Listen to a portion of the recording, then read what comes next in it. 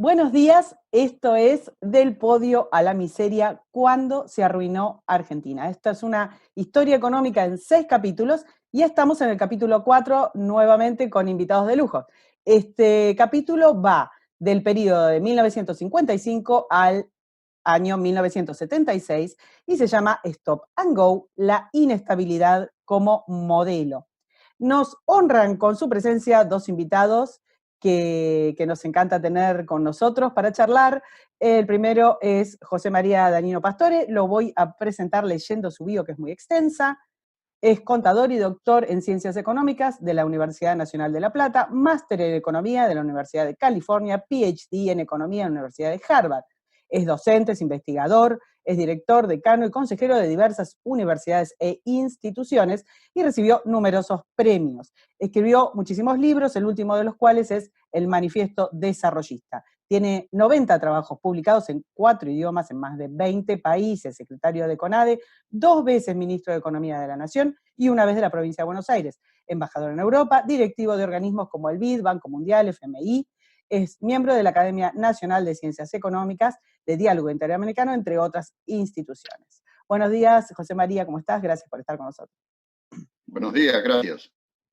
Y también está con nosotros Alfredo Gutiérrez Giro, que es licenciado y doctor en Economía, actualmente integra el Consejo Honorario de la Universidad Argentina de la Empresa, es profesor titular consulto de Política Económica Argentina, economista jefe del Departamento de Investigaciones Económicas de IAEF, es integrante del Instituto de Política Internacional de la Academia de Ciencias Morales y Políticas, consejero del Consejo Argentino para las Relaciones Internacionales y fue director general de Infraestructura, de Política de Ingresos, economista jefe del Banco de Italia, director del Centro de Economía Internacional del Ministerio de Relaciones Exteriores, consultor del Banco Internacional de Desarrollo, decano de la Facultad de Ciencias Económicas y director de la carrera de UADE. Hola Alfredo, buenos días, ¿cómo estás? Buenos días, Karina, gracias por la invitación. Y finalmente está con nosotros el alma de este ciclo, el que se le ocurrió dar esta batalla, que va a presentar el periodo. Buenos días, Ricardo, ¿cómo estás? Un gusto de estar con usted y les agradezco mucho a José María y Alfredo la disposición y el esfuerzo que han hecho para ayudarnos a esclarecer, sobre todo para las nuevas generaciones, un periodo extenso de nuestra historia económica donde hubo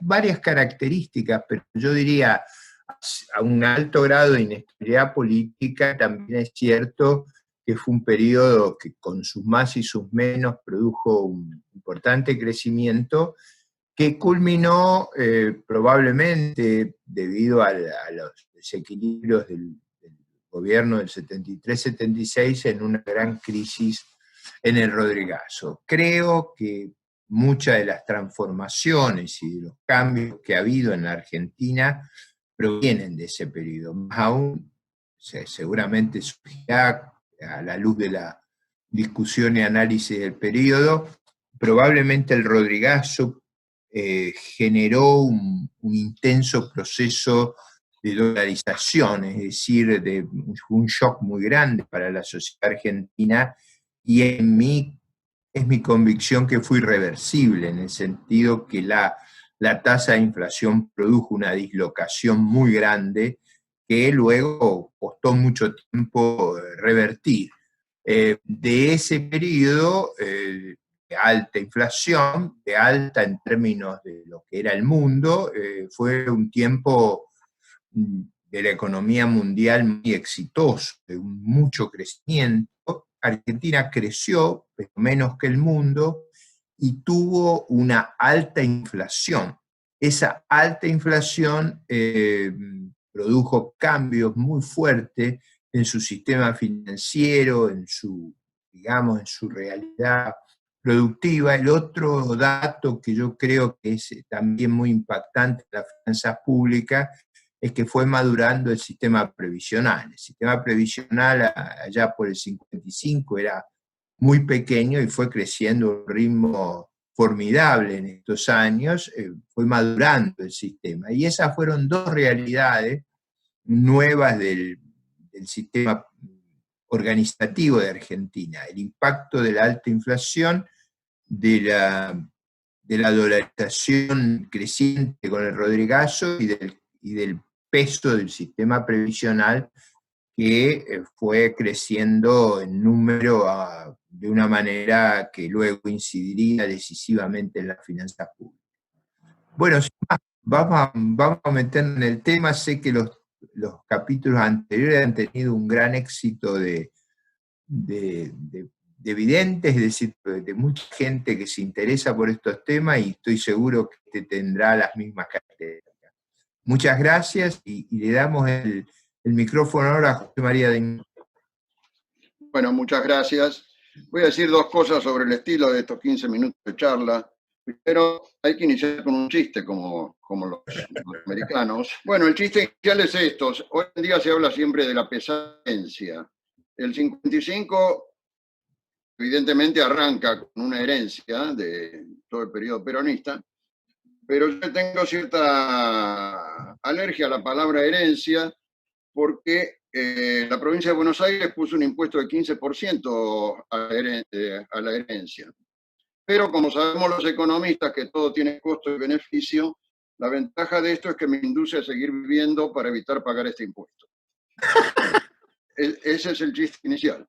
Ahora, lo otro es que voy a echar algunas anécdotas que me parece que mi experiencia personal sirven para recordar cosas. Por ejemplo, cuando era chico me hicieron leer entera la vida de San Martín, era pesadísima, y lo que me quedó de recuerdo de todo ese estudio es que lo que hacía San Martín era tomar vino de la isla de Madeira.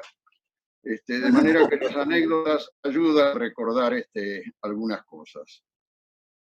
Dicho esto, y siguiendo los primeros lineamientos de Ricardo, este periodo de 20 años está muy bien puesto el nombre de inestabilidad. En ese periodo hubo 2 presidentes, hubo 30 ministros de Economía, depende si se cuentan los que estuvieron más de una vez o no. La duración promedio del presidente fue 20 meses, la duración promedio de los ministros fue aproximadamente 1/3. Y pese a esa inestabilidad, la tasa de crecimiento de todo el periodo fue cercana al 4%, que mirada desde hoy históricamente es bastante buena, aunque el país ya durante ese periodo se atrasó en crecimiento con respecto al mundo. Su participación cayó en un 2%, y con respecto a América Latina, su participación, me refiero al PBI, cayó en un 24%. ¿ya? Pero de todas maneras, si se miran curvas más largas, todavía este retraso no alcanzó las dimensiones de los retrasos posteriores. Bueno, en este periodo de 20 años hay en realidad 5 subperiodos. El primero es de acuerdo a la orientación política. El primero es la Revolución Libertadora, que estuvo del 55 al 58. El segundo es el desarrollismo, que estuvo del 58 al 63. El tercero es el radicalismo, que estuvo del 63 al 66. Después la Revolución Argentina, que estuvo del 66 al 73. Y después el segundo peronismo, del 73 al 76. De manera que tenemos cinco periodos. Bueno, el primer periodo, el desplazamiento de Perón, una gran división de la sociedad, mucho odio, digamos, hacia Perón. Recuerdo que el título de uno de los diarios que fomentaron la revolución contra Perón decía: cayó el tirano. En su cerebro había una danza macabra de espiroquetas pálidas. Espiroqueta es el dicho de la sífilis, ¿no? Esto muestra el amor entre los argentinos ahí a fines del 55. Lo invitaron a Prebisch, que era de enorme prestigio, porque durante la década del 30 Pinedo y él paliaron los efectos de la crisis internacional sobre la Argentina, y había sido presidente del Banco Central y dirigía la CEPAL. Él dio una charla, yo estuve presente, estuvo en un hemiciclo dentro de la Facultad de Medicina, que se llamaba Moneda Sana o Inflación Incontenible, Plan de Restablecimiento Económico. Generalmente el énfasis en la crítica a esto estaba en el tema de cómo parar a medidas restrictivas para parar la inflación. Alguien que lo criticó bastante en esa reunión fue Bebelario Allende, que era un argentino que de los pocos que había estudiado en Harvard en la época, y se había dicho amigo del después premio Nobel Leontiev, porque Leontiev se entretenía con lo que le contaba Bebelario Allende sobre las tentativas de golpe contra Perón. Más allá de esta anécdota, la situación era la que una de las etapas descritas por Díaz Alejandro, que es el creador de la expresión stop and go, y que significaba que Argentina tenía como un techo al nivel de exportaciones, que en esa época eran $1.000 millones. Entonces, cuando crecía y las demandas de importación excedían esos $1.000 millones, ahí se empezaban a presentar el estrangulamiento y las crisis sucesivas. Señalaba en su informe Prebisch era que era necesario superar este estrangulamiento porque estaba afectando y había, para lograr mayores importaciones de materias primas y combustibles para seguir funcionando, de maquinarias y equipos para crecer, y la retrasada infraestructura en energía y transporte. O sea, toda la base productiva se había deteriorado por problemas de límites de importación y había que resolver entonces ese estrangulamiento. ¿Qué hizo el gobierno? El gobierno hizo una devaluación y liberó el mercado de cambios, que tenía un sistema de tipo de cambios múltiples, entre otros, que creaba además mucha corrupción. Eliminó el IAPI. El IAPI tenía concentración, el monopolio estatal de la exportación de productos agrícolas. Era un organismo, bueno, como muchos de estos de control, muy corrupto. Yo recuerdo que una de las formas de corrupción es que hacían ventas con fecha de entrega fija en el exterior, y muy fuertes multas si no se cumplía la fecha, cuando ya sabían que no podían cumplir la fecha. Entonces, parte de la multa que se pagaba era un retorno para los pobres funcionarios de turno. Muy importante en esa época fue algo que podría quedar en la historia entre los logros argentinos, y es que todavía en el mundo había acuerdos de comercio bilaterales. Los países se endeudaban uno con otro y no había intercambio de saldos entre ellos. El mundo fue entrando al multilateralismo y Argentina también, pero tenía un montón de deudas de estos convenios bilaterales, y entonces hubo que después fue ministro, Roberto Berrié, que hizo una gestión con un compañero de estudios de él en el exterior, que tenía un alto cargo en Francia, para reunir a los acreedores y hacer la consolidación de las deudas argentinas y un futuro acuerdo multilateral. Eso fue el comienzo de lo que se llama hoy Club de París. De manera que el Club de París es un semi-invento argentino logrado por Roberto Berrié. De todas maneras, los términos de intercambio jugaron en contra. La presión por aumento de sueldo se hizo sentir sobre la inflación, y se avanzó en la desregulación y desintervención del Estado, de lo cual lo más importante lo hizo Krieger-Bacena al salir de un sistema que había por el cual los bancos recibían depósitos por cuenta del Estado, y en cambio volvía a un sistema bancario tradicional. En lo político, el principio de la revolución, bueno, el general Lonardi, en el ejército había dos líneas, una línea más nacionalista, una línea más liberal. Empezó siendo Lonardi, que en sí en extremo estaba en la línea nacionalista, pero después, en parte por influencia de la Marina, fue desplazado y quedó el general Aramburu, que un hombre muy prudente, de línea liberal, y condujo una cierta política de equilibrio, aun cuando tuvo un episodio que después le costó la vida, que fue que hubo un conato de revolución que terminó con el fusilamiento del general Valle y Tanco. Y eso, bueno, tuvo lamentables consecuencias muchos años después. La segunda subetapa dentro de esto es el desarrollismo. El problema político que quedó con el desplazamiento de Perón era la masa de votos peronistas que le planteaba a todos los gobiernos cuando querían ir a una elección que si permitían que el peronismo se presentara, ganaba la elección. Y eso estaba, digamos, como prohibido. Y si el peronismo no se presentaba, esa masa de votos podía volcarse hacia uno u otro candidato y definir quién ganaba y tener influencia en el gobierno posterior. Este era el dilema que se enfrentaba cada vez que había elecciones y quienes las organizaban tenían la idea de que no hubiera un retorno del justicialismo. Entonces, ¿qué pasó? La idea de que el radicalismo podía ganar se quebró cuando se dividió el radicalismo y Frondizi se separó, teniendo un acuerdo con el peronismo para que lo apoyara. De manera que el gobierno de Frondizi se inicia con cierto apoyo del peronismo, que llegado a cierto punto le es retirado y de alguna manera, no sé si precipita, pero condiciona su caída.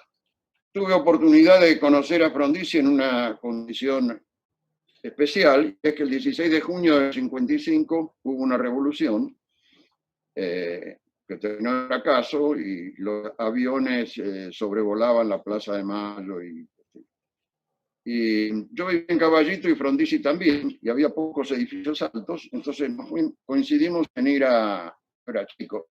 coincidimos en ir a la terraza del edificio alto para ver cómo pasaban los aviones. De todas maneras, mi padre había sido compañero del colegio Mariano Moreno y tenemos una relación familiar no arriba con la mujer Elena Pagionato. Bueno, cuando empezó Frondizi había una crisis externa y entonces lo primero que se hizo fue suspender las importaciones, había ese peligro de cesación de pagos, entonces hubo que recurrir a un segundo crédito del Fondo Monetario, lo cual implicó un plan de estabilización de 2 años.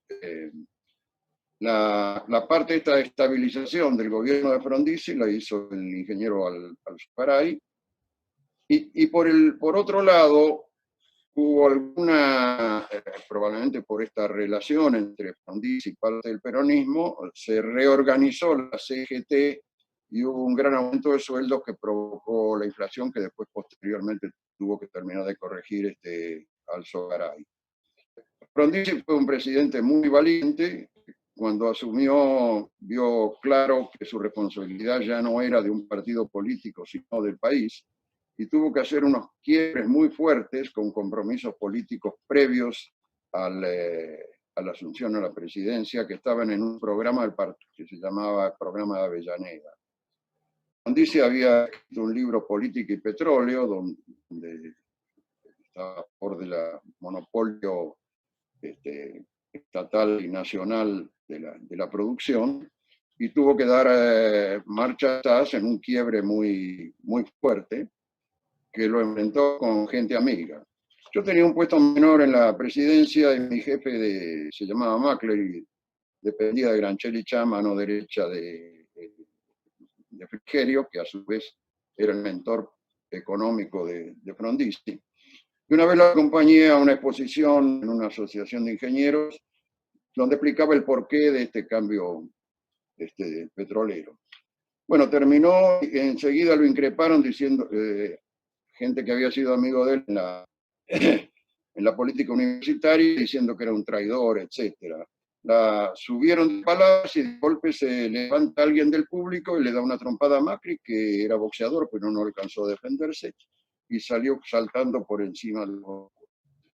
El que le dio la trompada era Greenspan, que después fue ministro de Economía, el primer ministro de Economía de Alfonsín, y muestra la animosidad sobre el tema petrolero que había en esa época. El otro gran quiebre que hizo con respecto a su tradición fue instituir la educación libre universitaria, en la cual casi tuvo un quiebre con su propio hermano Ricieri.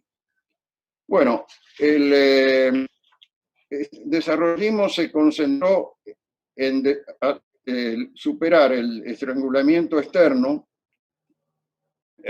Ellos lo veían por el camino de una industrialización que sustituyera importaciones de bienes intermedios de capital, y como no había medios para hacerlo, con recursos de inversión externa. O sea, la cadena de razonamiento era: el problema de la Argentina es estrangulamiento externo, tenemos un tope a las exportaciones, entonces hay que sustituir importaciones, no tenemos plata para hacerlo, entonces tiene que venir inversión externa. Y para atraer esa inversión externa en un país que ya se lo veía como rico, pero ya con algunos problemas políticos, se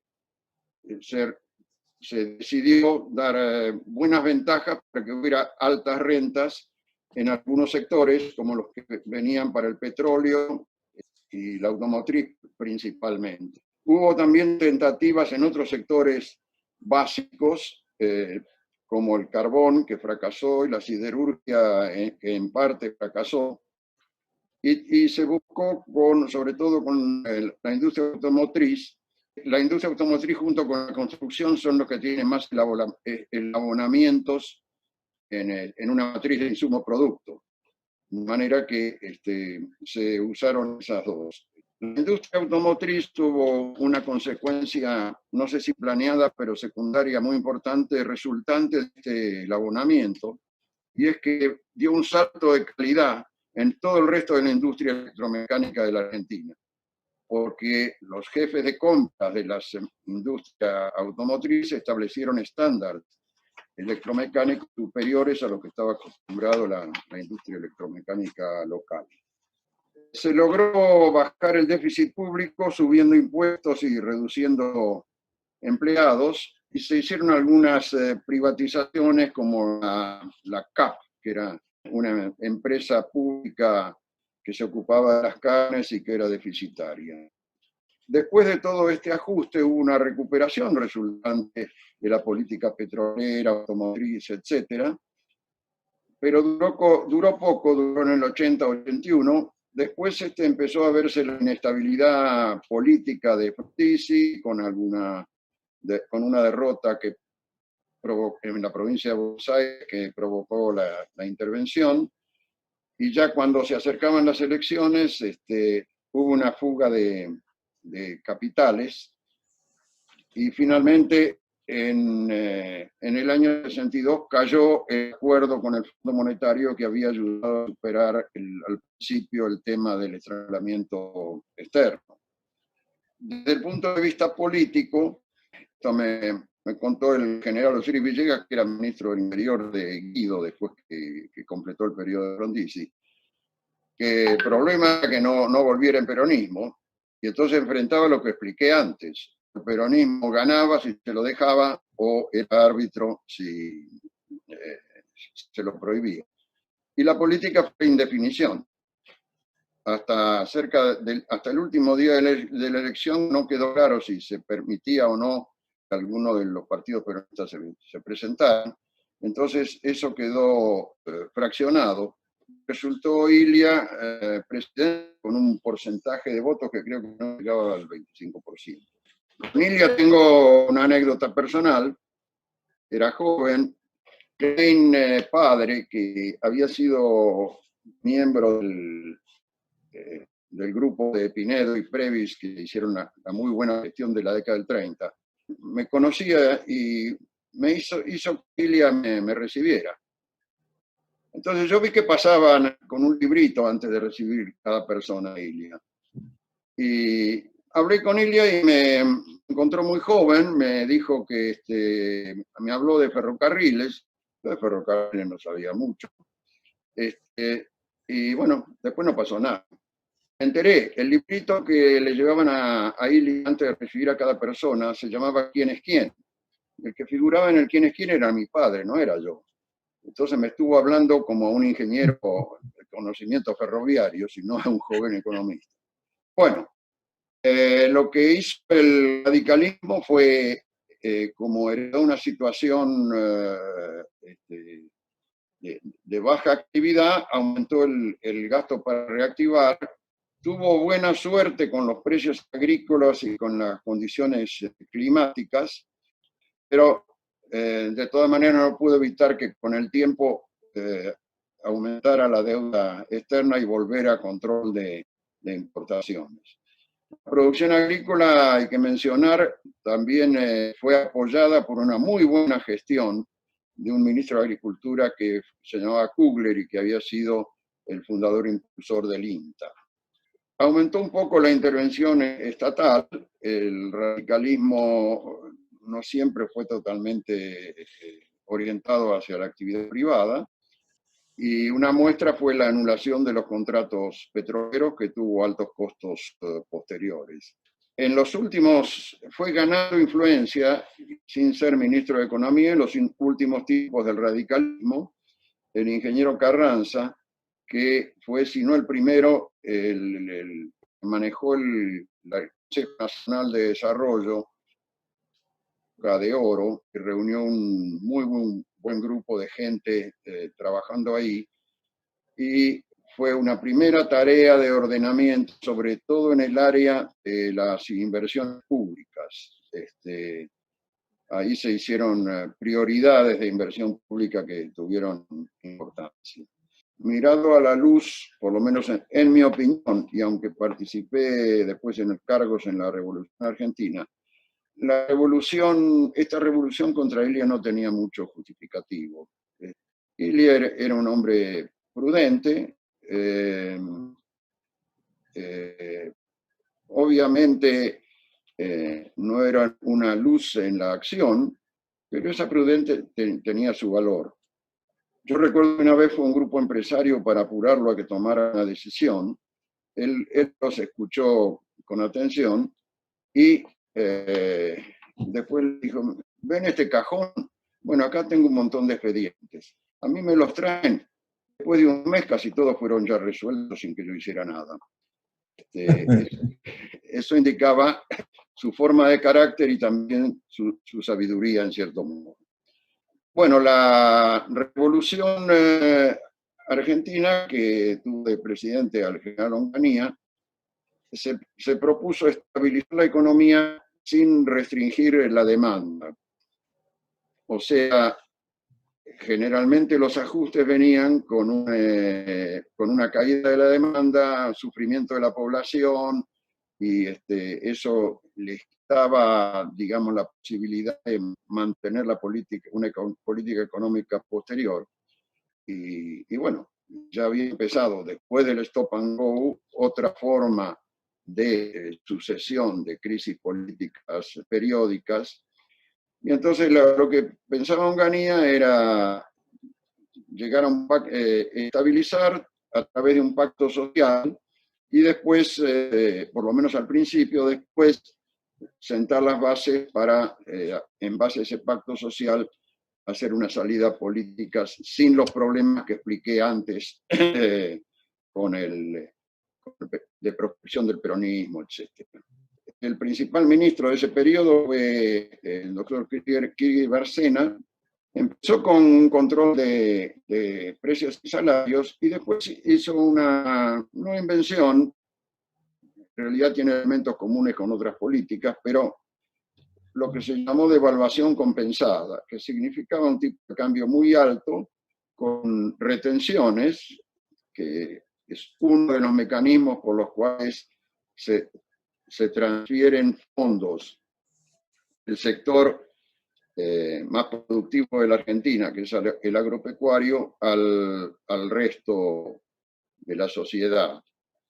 En los términos de los economistas, esta ventaja que tiene Argentina se llama la enfermedad holandesa, o sea, hay productos tan productivos que producen una cantidad de divisas que hacen bajar digamos, el tipo de cambio, y en consecuencia no se pueden exportar otras cosas y hay que importar casi todo lo demás. Esto lo vivió Venezuela en el petróleo, que terminó en una época prácticamente importaba todo por las divisas que le generaba el petróleo. Entonces hay un tema de manejo de esta enfermedad holandesa recurrente en Argentina, no es tan extremo el caso como fue en Holanda o en Venezuela, pero es una de las cosas que está latente detrás de la política económica general. En el caso de Krieger la enfrentó con una devaluación compensada, y esto también, al poner retenciones, son ingresos fiscales que resolvieron el problema fiscal que enfrentaba. Además, Krieger tenía una clara idea de lo que ya se había antes dicho,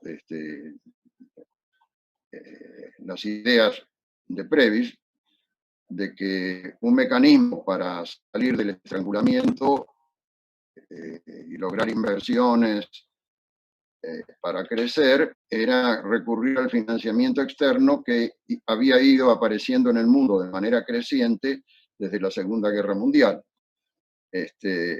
Entonces ahí se consiguieron en ese periodo fondos importantes del Banco Mundial y del BID, se establecieron estas relaciones. De hecho, después, cuando se retiró, Krieger fue director importante del Banco Mundial, y así se hicieron obras como el Chocón, Salto Grande y Zárate Brazo Largo. Yo tuve conocimiento de Onganier cuando era ministro de la provincia de La Plata, y acá tengo otra anécdota. El general Limas, que era el gobernador, en un momento dado se tuvo que retirar y me pidió que yo atendiera a Onganier, que estaba de visita allá en La Plata. Y yo era muy tímido. Y Onganier también era un hombre tímido, muy firme pero tímido. Entonces nos quedamos ahí en silencio y el silencio se me empezó a hacer pesado. No se me ocurrió otra cosa que preguntarle, general, ¿cómo están las cosas en presidencia? Y ahí parece que le toqué el tema de la jerarquía, y entonces sí me dijo, ¿y cómo están las cosas acá? Así que ese fue el primer encuentro. Pese a eso, después fui ministro de él. En el periodo que yo estuve se fueron reduciendo las retenciones porque los costos internos iban subiendo. Se aumentó la recaudación fiscal con una buena gestión. Estaba Licciardo, que después fue ministro a cargo, pero la baja de inflación a 2 dígitos no se pudo continuar porque la presión salarial empezó a sentirse, y se avanzó en la promoción regional en este sentido. La planificación usual y de CONADE es una planificación por sectores. Pero cuando uno tomaba la idea de zonas de desarrollo, lo que hace falta para desarrollar una zona es tener infraestructura completa. Entonces la planificación sectorial había llevado a que en muchos lugares había, por ejemplo, electricidad, pero no había buena agua o no llegaba el gas. Entonces, lo que se hizo fue agregar una visión geográfica al planeamiento sectorial. A partir de ahí aparecieron la posibilidad de nuevos centros de desarrollo. Terminó la Revolución Argentina con una gradual entrega después del desplazamiento de Onganía, y se produjo la llegada del segundo peronismo, ahora sí ya con un problema interno dentro del peronismo, durante el gobierno militar, en parte por la prohibición de la actividad política, una parte del peronismo se había radicalizado y había optado por el camino violento. Incluso se puede encontrar algún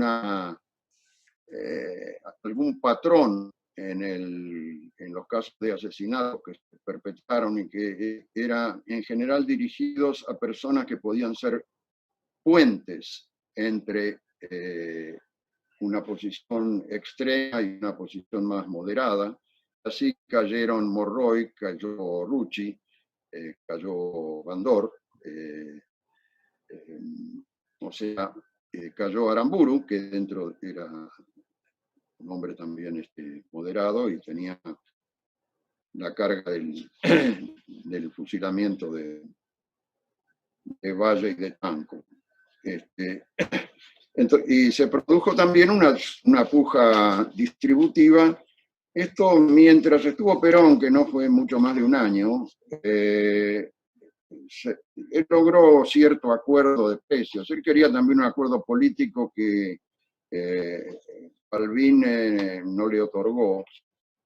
Eso fue un retraso importante, no haber logrado ese acuerdo político, porque con la muerte de Perón hubiera habido otra sucesión que no fue la de su esposa. Una vez que muere Perón, se terminan los frenos que él podía poner a la situación, y todo se desbanda y empieza las condiciones para una inflación ya muy fuerte, y ya los prolegómenos de estos ciclos que tenemos con crisis periódicas, pero con fluctuaciones enormes y efectos sobre el ritmo de crecimiento de largo plazo mucho más graves que los que hubo en el periodo que acabo de describir. Bueno, hasta ahí llegamos. Bueno, muchas gracias. Hay un punto que me parece interesante. Nosotros tuvimos en ese periodo dos inflaciones, que uno puede decir mega inflaciones. Una en el 59, producto de las fuertes correcciones que hubo que hacer en diciembre del 58, Emilio Dato del Carril, y luego el episodio del 75. Sin embargo, a lo largo de todo este periodo, las dificultades de orden fiscal fueron significativas, o sea, tuvimos déficit importantes y déficit que en general monetizábamos. El otro punto que yo quisiera enfatizar, también fue una época de gran inversión en el sector público, que José María lo puntualizó, pero se construyó importante infraestructura energética, vial, que fue muy significativa.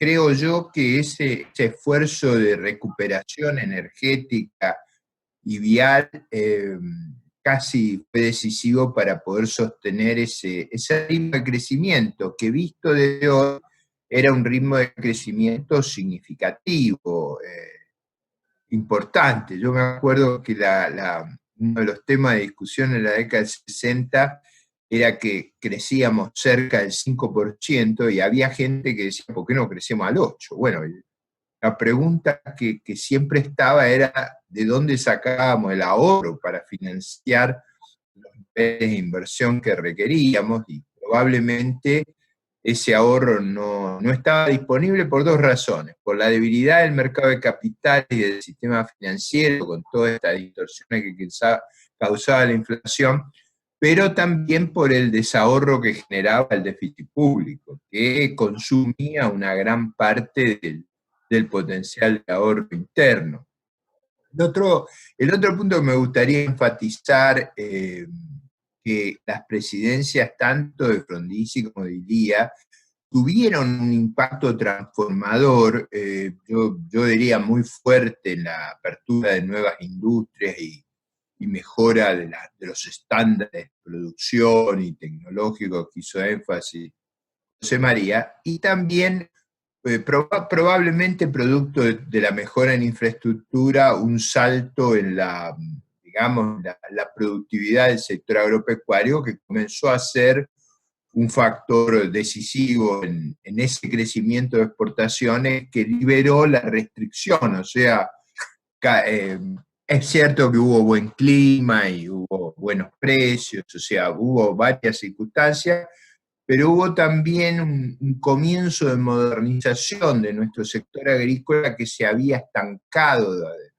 prácticamente desde los 30 hasta comienzo de los 60, y ahí el rol de los organismos de extensión como el INTA y la creación de nuevas alternativas fue fue muy importante. Uno percibía una creciente modernización de toda nuestra estructura productiva en el agro y la agroindustria que se derivaba de allí. Yo creo que ese proceso también es importante enfatizarlo. En todo caso, uno de los temas que no se pudo resolver, que viene de antes, es que la tasa de inflación era mayor que la tasa de interés de los depósitos a plazo fijo. Y eso, claro, eso producía una desmonetización, digamos, tendencial, que hacía que era muy difícil ahorrar en la Argentina y ahorrar en moneda local. Y creo que ese ha sido un rasgo sobresaliente. La distorsión no era muy grande, pero era sistemática, y eso yo creo que fue un factor muy decisivo hacia el futuro. Bien, Alfredo, es tu turno.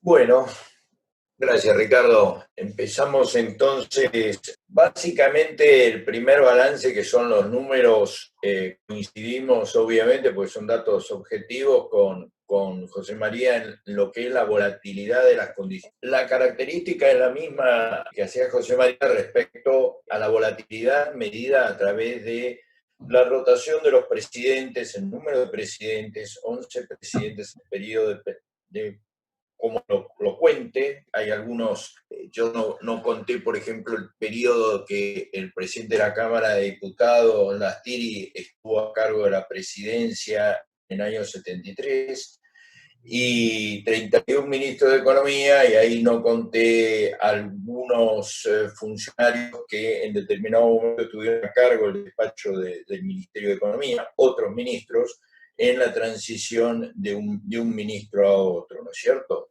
Para cada periodo, para complementar un poco lo que planteó José María, cuánto duró, entre comillas, el presidente a cargo. Piense que, digamos, recordemos que los mandatos constitucionales en aquella época eran de 6 años, lo que debería dar algo así como 2.200 días en números redondos, y tenemos que Frondizi duró 1.428 días, y el otro presidente constitucional, Arturo Illia, no llegó a los 1.000 días, y sumando a Juan Domingo Perón y María Cristina Martínez de Perón, el segundo o tercer mandato, según lo quieras ver, de Juan Domingo Perón, tenemos más o menos otros 1.000 días. Eso da una idea de la volatilidad política. Y en la última columna, la rotación de los ministros de Economía. Y esto va a ser una constante.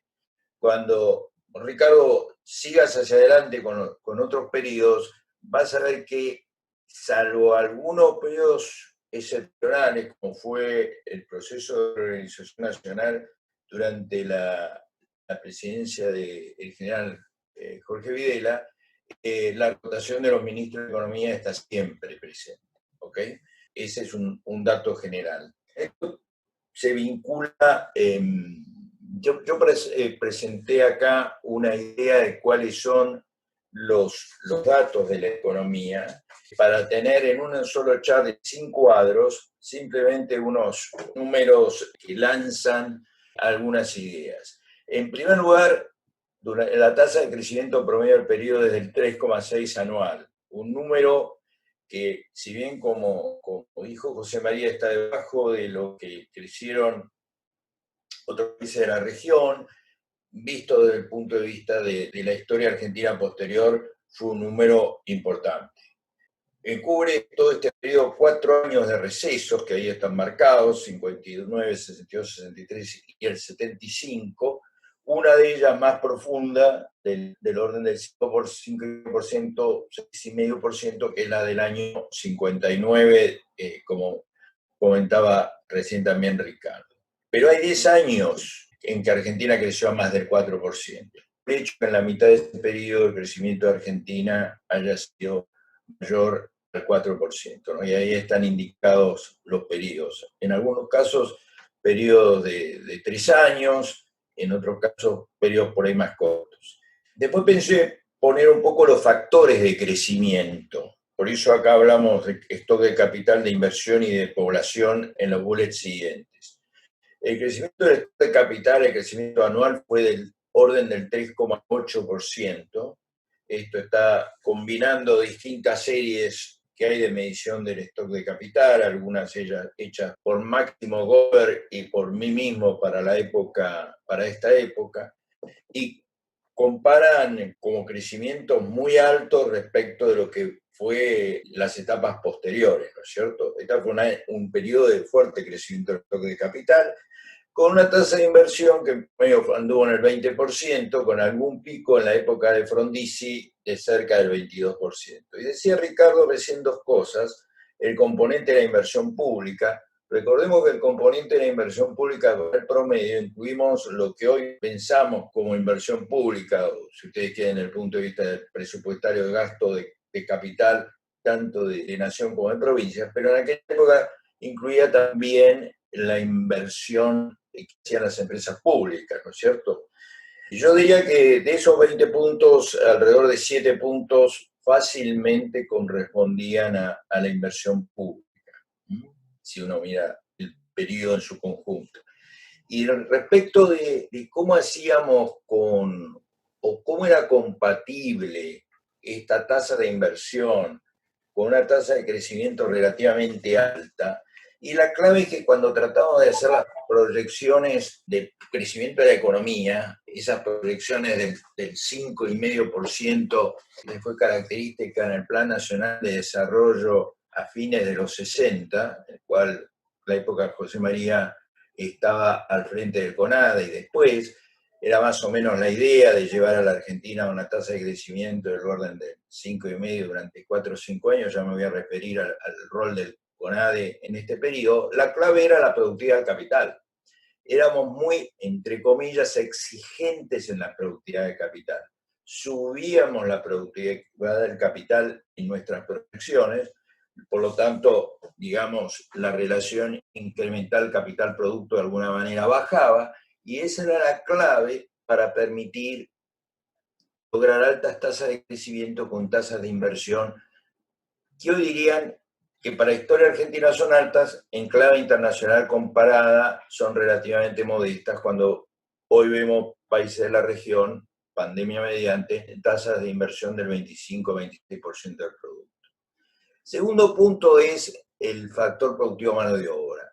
La población en Argentina crecía al 1,6% anual, y está el salto de cuánto pasó de 19 a 26 millones en el periodo, con una característica que por eso puse el dato de cuánto crecía la población en la provincia de Buenos Aires: 2,7% anual, un punto arriba del crecimiento de la población total, que si saco el total la provincia de Buenos Aires, seguramente la relación me daría que la población de la provincia de Buenos Aires crecía al doble que la población del país. Esto permite entender mejor el peso político que va adquiriendo la provincia de Buenos Aires y cómo va cambiando o cómo cambia el tablero de los pesos políticos, ¿no es cierto? Yo creo que acá está la clave, y esto es consistente con la última parte del proceso de sustitución de importaciones, al que me voy a referir enseguida. El empleo crece al 1%, la tasa de desocupación promedio del periodo 6%. Yo acá quiero hacer una aclaración importante metodológica, y es que INDEC ha ido agregando a través del tiempo aglomerados urbanos que son medidos en la tasa de desocupación. Como algunos de las personas que vean este video por ahí sabrán, hoy estamos midiendo 31 aglomerados urbanos a lo largo y ancho del país. Cuando se empezó a medir la tasa de desocupación en el 63, si no me falla la memoria, empezamos por la capital federal, el Gran Buenos Aires, y algún otro aglomerado urbano más, no más. Entonces, como el comportamiento del mercado de trabajo, básicamente la tasa de actividad es muy diferente en Cava, en aquella época la capital federal, los partidos que rodean la capital federal y el resto del país, eso es determinante, puede influir en la evolución de la tasa de desocupación media a lo largo del tiempo. Por eso esto uno tiene que mirarlo como un dato simplemente indicador. Pero bueno, ahí está, tasa de desocupación del 6% promedio del periodo, con un crecimiento anual del empleo del orden del 1,2%. La tasa de inflación rondaba el 40% como promedio del periodo, con algunos picos, dos picos que son los que mencionaste vos, Ricardo, en el 59, 102% y en el 75, 335%, y esta es la inflación medida diciembre en puntas. Pero a mí me parece que el dato importante es que solo en 5 años la tasa de inflación es menor del 20%. Varios de esos años corresponden al periodo de Krieger-Bacena, como mencionábamos antes, como decía José María. O sea, en realidad es una tasa de inflación elevada que tiene su origen en el punto siguiente, en el déficit fiscal de 4,5% del producto como promedio del periodo, con el pico del 75 de 12-13%, y eso es lo que está explicando la caída en la monetización, sobre todo medida en términos de M1 del producto, que va a caer de 25 al 15% entre las puntas que estamos mirando. O sea, como que la inflación obviamente va corroyendo las funciones que tiene el dinero y en consecuencia los agentes económicos reaccionan y empezamos ese periodo de gradual caída de los niveles de monetización.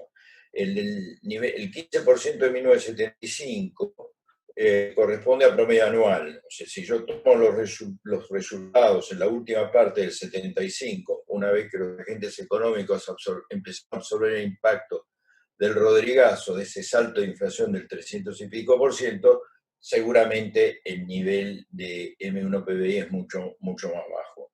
¿Okay? Y lo mismo puede decirse de la caída que va experimentando la razón M3 PBI. El punto que yo quiero hacer sobre esta distinción importante tanto en materia de empleo y de cómo lo medíamos, como en términos inflacionarios y sobre el dinero, un dato que sugerí en la intervención de José María y que ahora vuelvo a subrayar, es la fuerte aceleración de velocidad del dinero. O sea, la gente se empezó a desprender más rápido del dinero argentino, fue aprendiendo a lo largo de este periodo. Yo diría que una de las razones que hicieron tan difícil manejar el proceso inflacionario fue esta gran aceleración de la velocidad. O sea, de 40% del PBI cuando baja a niveles ya muy bajos, la velocidad se volvió casi un Frankenstein que no controlábamos, y mi recuerdo, siendo funcionario del Servicio Civil en el Ministerio de Economía en el 75, principio del 76, la aceleración de la velocidad de circulación era estremecedora, o sea, como la desesperación para deshacerse de la moneda local y las tasas de cambio, es decir, el tipo de cambio era extravagante a fines del 75, principio del 76, o sea, para dar una idea, sería como si ahora el tipo de cambio estuviera a 250, 300 pesos. O sea, estoy tratando de hacer ver un problema que se fue desatando en la velocidad de circulación, en la fuga de la moneda, en desequilibrios que a las sociedades entonces, yo era joven en ese entonces, la estremecían. Es decir, la sensación digamos, de empobrecimiento con un tipo de cambio que era 4 o 5 veces el actual, era muy llamativa, digo, ese es un punto que no quiero dejar de enfatizar. Un vistazo al mundo, simplemente el mundo en 10 bullets, en este periodo, mundo bipolar, estamos viviendo en el mundo de la Guerra Fría, con episodios complicados, la intervención militar franco-inglesa en el canal de Suez, la crisis de Berlín, después, más adelante, para distender y contenciones, Kennedy, ¿no es cierto?, que fue tan importante o que prometía ser tan importante para América Latina a través de su proyecto de Alianza del Progreso, al promediando el periodo un cambio importante y el surgimiento de protestas contra los regímenes establecidos en las dos partes del mundo, tanto en Occidente, y por eso Mayo francés, como en los países de los países cercanos a Rusia, como fue el caso de la primavera de Praga y la sublevación en Checoslovaquia contra el régimen dominado por Rusia, ¿no es cierto? Hay como ruidos frente a los gobiernos, y para nosotros especialmente el Mayo francés fue algo importante que se lo vincula con los movimientos que vimos en la Argentina paralelamente, ¿no es cierto? Dos hechos económicos importantes. Uno es los cambios en el sistema monetario internacional con la convertibilidad del dólar y el pase a los tipos de cambio flexibles. Y el segundo, sobre el final del periodo, pero muy, muy importante, y no quiero dejar de mencionarlo pensando que este ciclo sigue, fue la crisis del petróleo. La crisis del petróleo tiene varias patas. Una para Argentina. Una está explicado en el penúltimo bullet. Ahí, para resumirla de una manera muy concreta, les cuento que en el año 72, con un bushel de trigo, nuestro producto de exportación, uno compraba un barril de petróleo, uno conseguía un barril de petróleo. Los números son aproximados, puede haber una diferencia del 10%, pero yo quiero rescatar el concepto.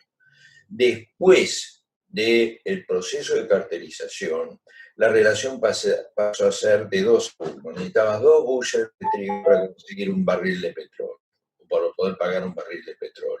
Este es un golpe muy importante que va a influir en la inflación, obviamente en la tasa de inflación del mundo, va a influir en la respuesta de las economías desarrolladas ya pasado este periodo frente a ese fenómeno de mayor inflación en el mundo, le hace un endurecimiento de las condiciones monetarias que hizo subir fuertemente la tasa de interés.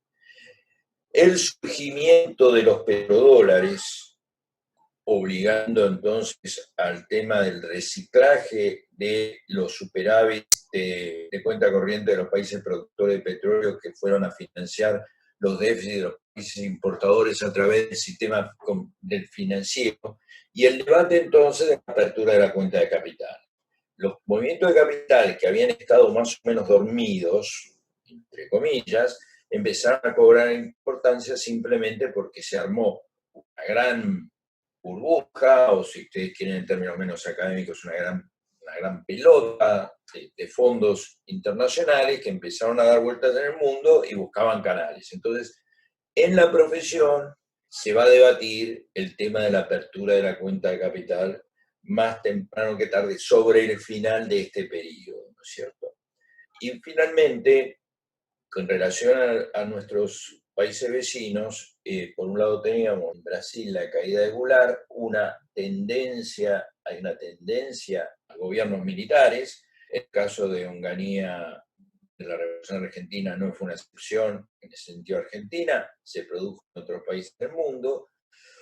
Y Argentina mantenía una relación de tensión con los vecinos por cuestiones limítrofes que tienen que ver con algo que enseguida les voy a mostrar en la siguiente transparencia, donde vamos a ver algunos tópicos políticos muy generales.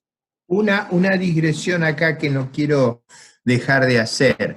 Después del shock petrolero y la alta inflación que hubo a escala mundial, eso produjo para un país como Argentina, que estaba endeudado a tasas relativamente bajas, un alivio muy grande en la deuda. Es decir, la deuda pasó a ser un problema menor porque parte de esa deuda se licuó por la inflación internacional. Recordemos que en dólares casi pasamos a tener 2 dígitos de inflación, hubo 2 dígitos de inflación en el yen japonés, la libra esterlina. Creo que esa inflación internacional también le permitió a América Latina en general postergar durante un tiempo los límites que tenía en su crecimiento y su inserción en el mundo, que hacia finales de la década del 70, cuando cambian las políticas monetarias a nivel global, siguiendo a Volcker, nos produjera las crisis de los 80. Pero enfatizo que esta década del 70, con el cambio de la regla del dólar, cuando abandonan la paridad con el oro y comienza la flotación de los tipos de cambio y el dólar se devalúa enormemente respecto al oro, generó una circunstancia muy, muy diferente a la que habíamos vivido antes, que explica la sensación de margen de acción que hubo a la primera mitad de los 70, yo diría hasta casi el final, que no la tuvimos antes. Si quiero simplemente dejar esa nota de la inflación internacional, que luego, cuando se revierte en la década del 80, nosotros no estábamos preparados y pasamos por el parabrisas, ¿no? Como buena parte de América Latina. Cuando vino el frenazo, no podíamos adaptar nuestras políticas fiscales, externas y monetarias a esa nueva realidad. Pero una digresión nada más. Yo quería hacer también una digresión sobre el tema de comercio exterior, que durante este periodo tuvo cambios estructurales significativos. Con la constitución de las distintas entidades que después culminaron en la Unión Europea, Argentina exportaba más del 60% del total a Europa, y eso fue bajando hasta quedar por debajo del 30%. Al mismo tiempo hubo las primeras pasos hacia cierta integración comercial en América del Sur, lo cual cambió un poco la composición sectorial de las exportaciones, aumentando las de industria con destino fundamentalmente Brasil, y además hubo una diversificación de los destinos geográficos de las exportaciones. Como José María ha hecho un hilado muy cuidadoso de los periodos, yo voy a más bien tocar algunos tópicos dentro de los periodos que me han parecido importantes, empezando por lo político y después pasando a lo económico, ¿no? Algo que caracterizó estos 20 años es una omnipresencia de Perón durante todo el periodo. Sea como jefe real del peronismo y dueño de votos, presente en lo que se llamó el Acuerdo Frigero-Perón, que fue el acuerdo que permitió un trasvasamiento de votos peronistas hasta donde eso es posible a Frondizi para las elecciones donde Frondizi le ganó al candidato del radicalismo del pueblo. Como jefe de la resistencia, a través de delegados en la Argentina, que más o menos fueron rotando, Jerónimo Remolino hasta Daniel Paladino, con alguna escala en algún otro, como candidato en las sombras, hasta como candidato explícito en las elecciones de 73, en las segundas elecciones.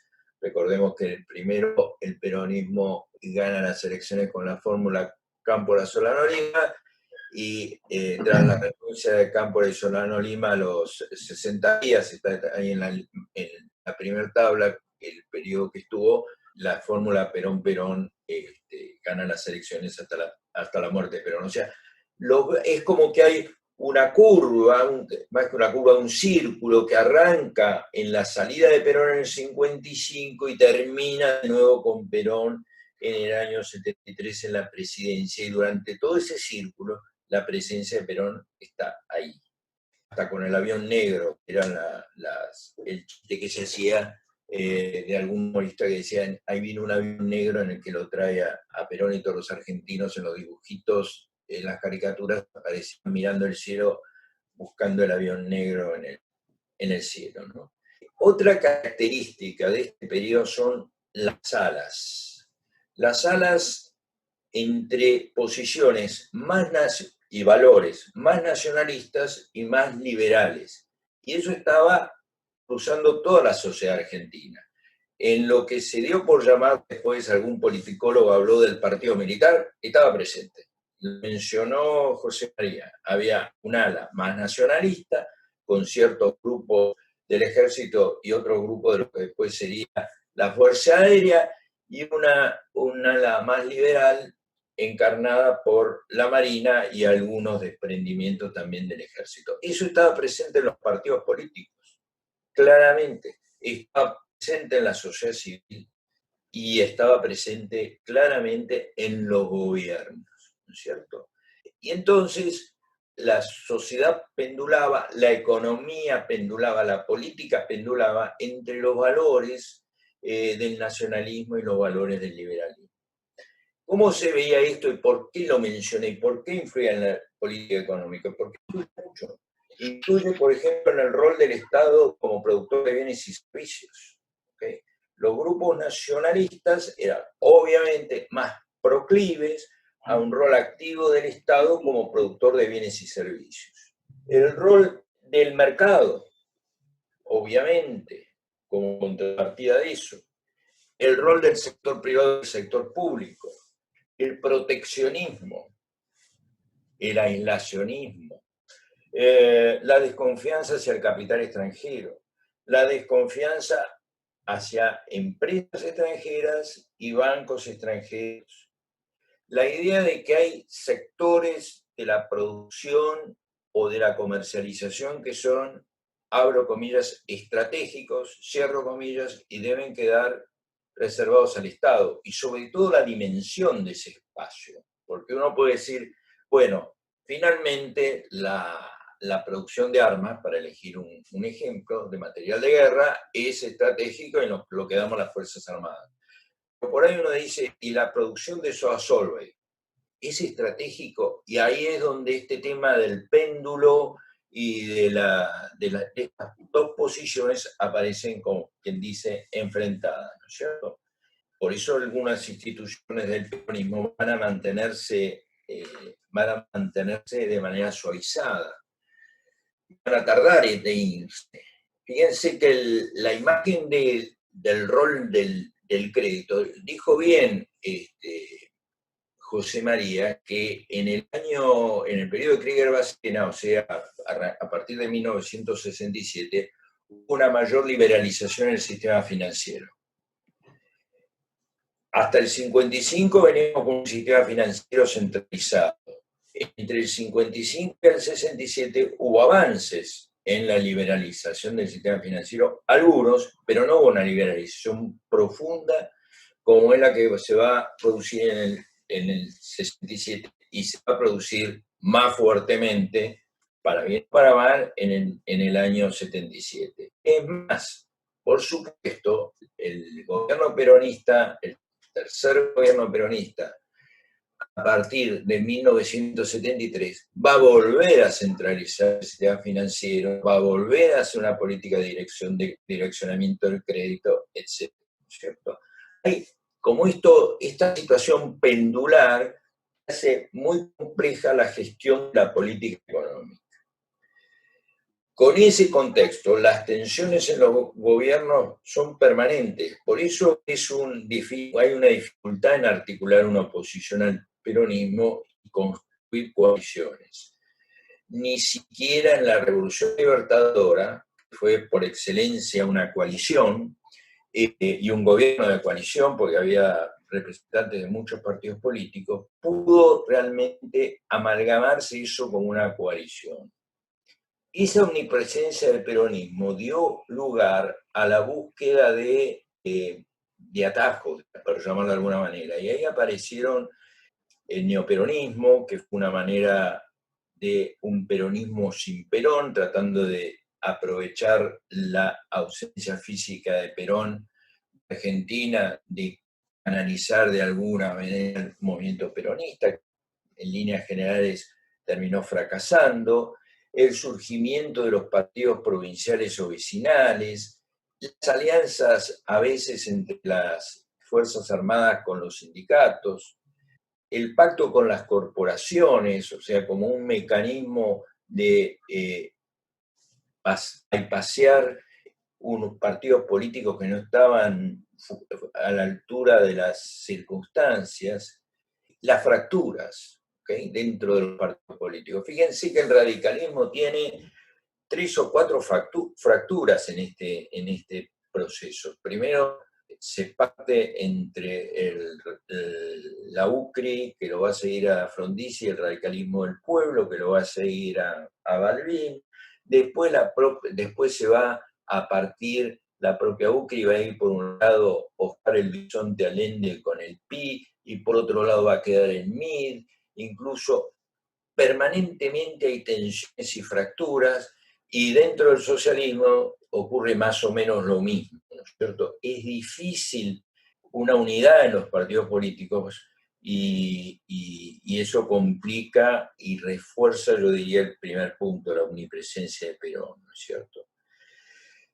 Otra característica del periodo en realidad es una característica permanente de la política económica argentina, o de la política económica, es esta idea de que la política económica y la política agonal van como una avenida de doble mano. Hay una interrelación entre ellas. La política agonal está leída, está definida, como ustedes saben, como la búsqueda para alcanzar y mantener el poder político. Y muchas veces el diseño de la búsqueda del poder político, incluso la coalición, termina estando la semilla de por qué no puede terminar de sostenerse. Porque hay una consistencia entre las ideas de los que están aliados en la coalición para lograr el poder político. No hay una consistencia tal que cuando hay que ejecutar, realizar, llevar adelante el programa político-económico, eso sea sustentable. Y ahí aparecen las divisiones y ahí volvemos para atrás. Pierde sustentabilidad y volvemos para atrás. Las dos se condicionan, y la verdad que no hemos sabido los argentinos hacer que de alguna manera calcen bien. Otra característica genética de este tipo es que en varios momentos, así como hemos tenido periodos de poder personal en el Ministerio de Economía concentrado, y de nuevo Krieger-Bacena es un buen ejemplo, ha habido largos periodos en el cual el poder ha estado dividido. O sea, Krieger-Bacena fue un caso del poder concentrado, José Bergelbar en el gobierno peronista del 73 fue otro caso que hubo concentración de poder. Pero al lado de eso, en muchas oportunidades ha habido una especie de loteo en la constitución del equipo económico. Loteo que ha tenido distintos orígenes. A veces ha buscado, como en la época de Lanuse, dar representatividad a los distintos sectores de la economía. Entonces uno busca un ministro de Agricultura de la sociedad rural, uno busca un ministro de Industria representativo de la UTA, de lo que fuere, con lo cual uno incorpora, intenta fortalecer obviamente el equipo económico, pero trae ese nivel de conflictividad al centro del debate de la economía. O bien, más interesado, reparto el equipo económico según la necesidad del gobierno, entonces a la fracción A le doy este ministerio, a la fracción B le doy aquella otra, a la fracción C le doy otra, y es un gran lío el manejo de la economía, porque el ministro de Economía tiene que gestionar una política económica rodeado por ahí de secretarios que no le responden 100% porque tienen distintos mandantes políticos a los que termina referenciándose. Y eso se ha visto tanto en gobiernos civiles y democráticos como en gobiernos militares, el mismo tipo de proceso. La segunda característica de esta relación entre política y política económica que siempre me ha atrapado, y en este periodo se da, es eso que el ministro de Economía fuerte del periodo no suele ser el primero. Es como que hay un proceso de aprendizaje. Si uno mira la historia argentina, claramente, en este ejemplo está el bueno de Salimey, previo a Krieger-Bacén, que Salimey fue el primer ministro de Economía de Onganía, después vendría Krieger-Bacén, pero hay montones de ejemplos. En otros periodos, seguramente vos, Ricardo, vas a escuchar el caso de Greenspoon presidiendo a Surruil, para nombrar otro ejemplo, o los varios ministros de Economía que precedieron a Cavallo antes que Cavallo llegara en el 91 bajo la presidencia de Menem. O sea, por eso yo hablo de trapecio, es como una etapa ascendente hasta que llegás y encontrás al ministro de Economía que encaja justo con el diseño del programa que va a llevar la política económica, que va a sellar el periodo del tiempo. Y después hay un periodo final, por eso tanto ministro de Economía, que es cuando está en la declinación, hay ministro de Economía que trata de conducir el proceso final, y en el periodo de la NUCE, por ejemplo, dentro de lo nuestro, hay una altísima rotación de ministros de Economía en 18 o 20 meses que ejemplifican un poco eso, ¿no? Es el momento en donde la política agonal ya domina totalmente sobre la política económica. Simplemente la política económica se resume a tratar de llegar a algo. En el caso de la NUCE era llegar a la institucionalización, a las elecciones de mayo del 73, y todo se subordina a ese objetivo, y prácticamente no hay manera de administrar la economía en ese proceso. Es una característica bastante común de este proceso, de este periodo y de los otros periodos que vienen a continuación, ¿no es cierto? Algunos rasgos de la política económica, y son 3, de nuevo así como tópicos, empezando por esta idea del desarrollismo, ¿no? El desarrollismo calzó con la etapa final del proceso de sustitución de importaciones. Por eso Frondizi hablaba de integración vertical. La estrategia de sustitución convencional se había agotado porque se habían ido agotando las distintas ramas directrices de periodos previos. En el primer periodo, siguiendo la lógica de Díaz Alejandro, a quien citaba José María, fue el periodo que correspondió a la industria textil, de confección, donde tenemos las materias primas disponibles, el cuero, y muere por ahí hacia 1945, para redondear. El segundo periodo está más vinculado con ese proceso de industrialización y urbanización que hay en el Gran Buenos Aires, está asociado con insumos para la industria de la construcción, línea blanca y algunas otras ramas por el estilo. Y en la última etapa ya estamos mirando la industria de base, claro, porque el coeficiente de sustitución de importaciones, el margen para sustituir importaciones, sobre todo en esa segunda etapa, era mucho menor que en la primera, porque obviamente, como todos sabemos, para la industria textil teníamos los insumos en nuestro propio país, para la línea blanca no teníamos los insumos en nuestro propio país, y ahí empiezan las necesidades. El coeficiente de importaciones sobre el producto se va a seguir achicando, pero ya no a la misma velocidad que en la primera etapa. Y por otro lado, empieza esos dos ejes de los que habló José María, que son la industria de los autos y el petróleo va a traer enganchado hacia adelante la petroquímica. Fíjense cómo Argentina llega primero al autoabastecimiento petrolero con la política de Frondizi muy rápidamente, en 3 años, una cosa así.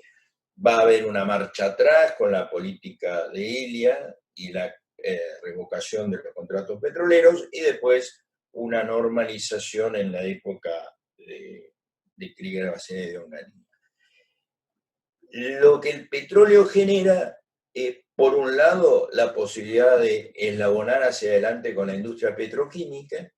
Por eso ahí menciono algunas obras que aparecen en el Río Tercero, Bahía Blanca, Mosconi en el 70, a lo largo de este periodo. Y por otro lado, tenemos el surgimiento de la industria automotriz, que habíamos arrancado con la industria Kaiser allá en el año 53, 54, y después, a través del régimen del sector automotriz que impulsa el gobierno de Frondizi, tenemos unas 19 fábricas que se instalan en Argentina, en realidad productores que se instalan en Argentina, muchos de ellos totalmente armadores, algunos de ellos ni siquiera llegaron a producir, muchos de ellos, en realidad todos ellos con enormes problemas de escala, no daba la escala para la producción que hacían, no reunía escala. Hemos tenido fábricas que producían 6.000 autos por año, 8.000 autos por año, 10.000 autos por año, por eso hubo un proceso de concentración que se fue dando durante la década del 60 y continuó en la primera parte del 70. Ahora bien, si nosotros tenemos, por un lado, autos y camiones, y por otro lado tenemos nafta para ponerle a esos autos, lo que nos falta es tener por donde pasen, viajen, vayan esos autos con esa nafta. Entonces tenemos el desarrollo vial que buena falta le estaba haciendo Argentina para poder avanzar en el proceso de integración geográfica. Y entonces uno tiene un trípode entre petróleo, construcción vial y la industria automotriz. Y eso tiene una enorme importancia. Junto con esto, la infraestructura energética, yo elegí Chocón, pero hay otros emprendimientos, que va a complementar desde la hidroelectricidad lo que va a ser la energía térmica que podemos generar a través del petróleo, el petróleo del fuel oil.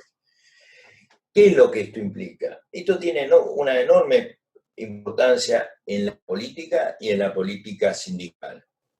O sea, ahí lo defino en el TAR como el paso del cambio de peso de la fraternidad, que eran conductores de las locomotoras, a la UOCRA. Y si ustedes quieren, a la UOCRA les mata. ¿Ok? El peso de la UOCRA, el peso de ESMATA dentro de los gremios, se diluye el peso de la fraternidad, aumenta el peso de la Cámara político de la Cámara Argentina de la Construcción, de la mano de un sector que representaba de la década del 50 a lo mejor, o del 40, 2% del producto, cuando miro los valores agregados, y que va a pasar a representar 5 o 6 puntos del producto en la década del 70. Eso es, yo creo, un factor bastante importante en el armado de Argentina, ¿no es cierto? Por supuesto, el desarrollismo provoca un shock de inversión privada, ya dijimos que va de 20 a 22%, el número de inversión privada más alto de Argentina se da en esa época, y van a aparecer los problemas de stop and go, de la mano de la alta elasticidad producto de las importaciones. Las importaciones, sobre todo en la industria automotriz, uno tiene que pensar que la industria automotriz es en el ciclo económico seguramente una de las últimas que llega en la fase expansiva, creciendo a tasas altas. Cuando uno está en la parte de abajo del ciclo económico, la gente no compra autos, la gente compra, en todo caso, alimentos y eventualmente vestimenta y productos de primera necesidad, que son poco intensivos en importaciones. Cuando el ciclo económico se va expandiendo hacia una taxonomía del ciclo, en la parte más alta del ciclo, la economía se transforma en una máquina de absorber importaciones, porque la industria automotriz y en general industrias con alta elasticidad de ingreso, ellas mismas son muy intensivas en importaciones.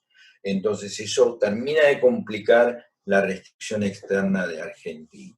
En la mitad de los años, la déficit de cuenta corriente fue más del 10% de las importaciones. ¿Ok? Elegí comparar con las importaciones para no tener problemas de comparación con otros rubros. Oye, sería como si dijéramos que en la mitad de los años de este periodo, el déficit de cuenta corriente en dólares de hoy sería 6.000 o 7.000 millones de dólares, 1,5 puntos del producto, 2 puntos del producto. La economía estuvo cerrada en un lapso importante. En la mitad del periodo hubo control de cambios. Fue la manera de responder a esa incipiente demanda de dólares de los argentinos, fue una manera de responder a los problemas externos que aparecieron en el stop and go. Junto con el control de cambios apareció el tema de la brecha.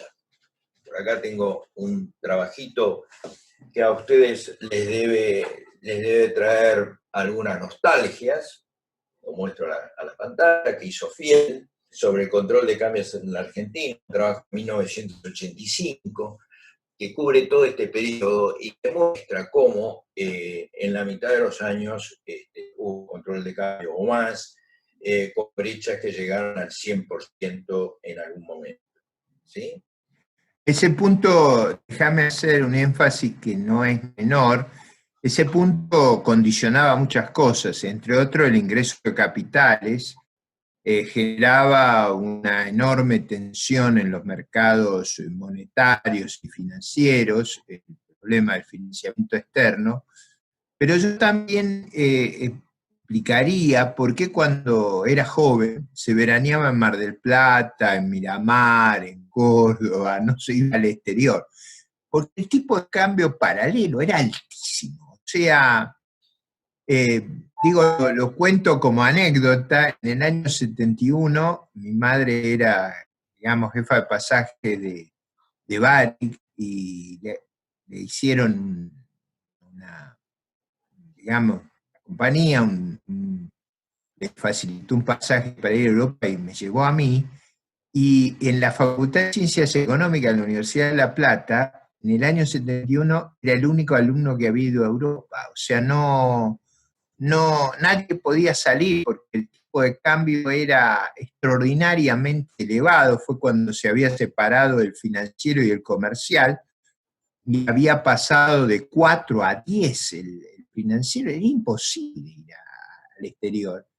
Digo esto porque no solo el desarrollo de lo automotor y la propiedad de automotor, digo, como una anécdota a veces enseña más que nada.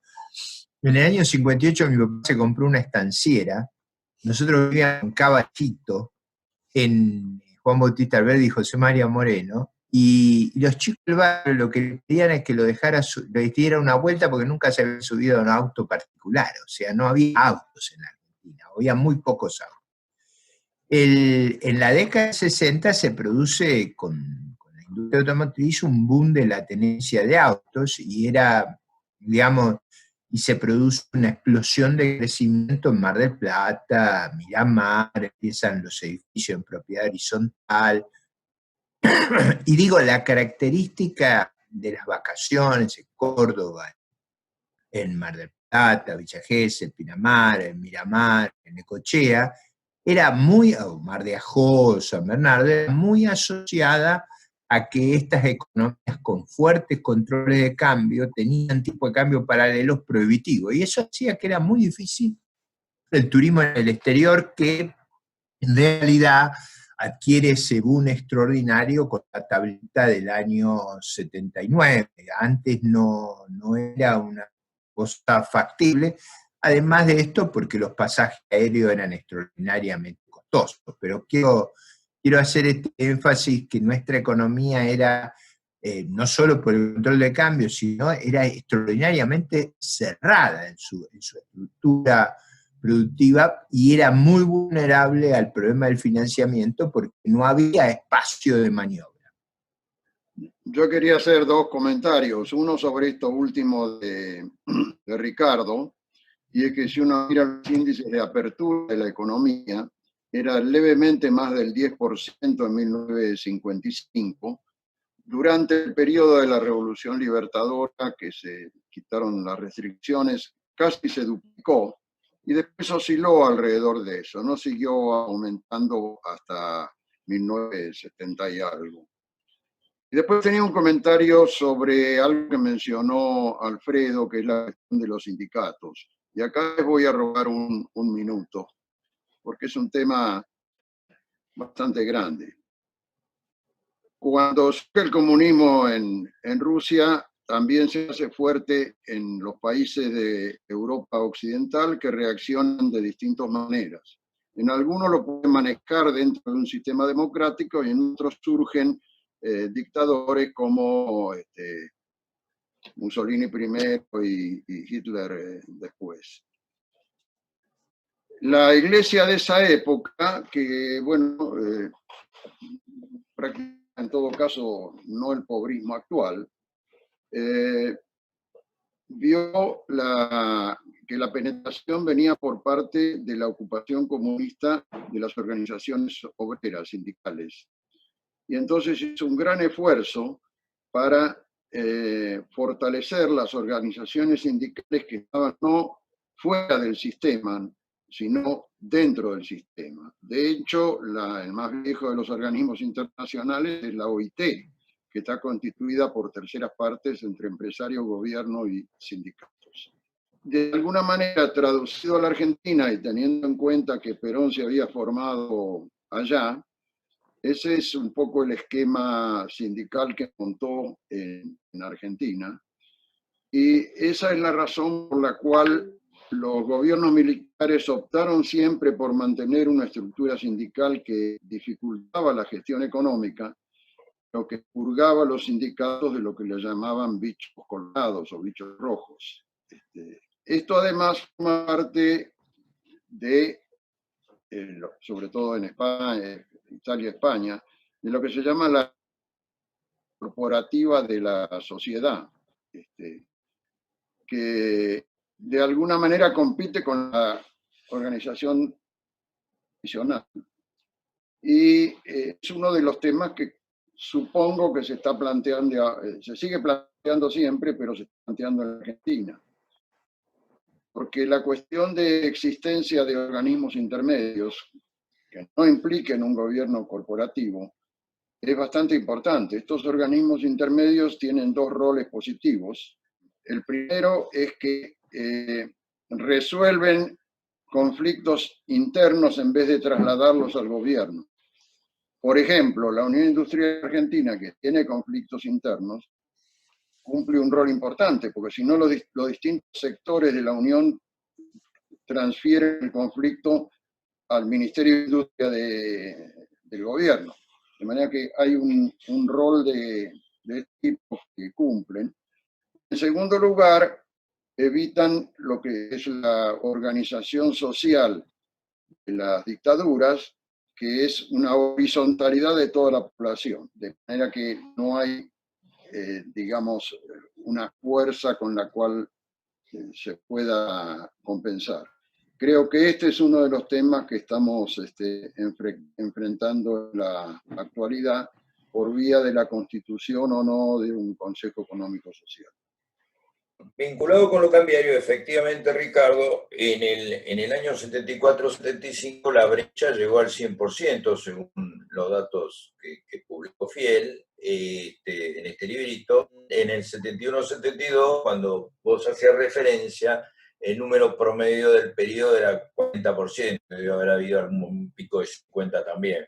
En un contexto en donde el tipo de cambio real más o menos estaba, cuando uno mira una serie larga, como es la serie que hemos hecho en el IAEF, estaba en el promedio, o sea, visto con ojos de hoy, estaba relativamente depreciado, va a tener picos muy altos, tuvo picos muy altos al arrancar el periodo, después va a tener un pico escalofriante como en el año 75, en la mitad del lío, ¿no? Lo que sí una pequeña postilla ahí, 56-57 tuvimos tipo de cambio extraordinariamente alto por la referencia que hacía José María a que teníamos vencimiento de la deuda comercial que no podíamos afrontar y el tipo de cambio se fue a niveles extraordinarios en 56-57 y se fue a niveles extraordinarios en el año 75. Muchas veces no se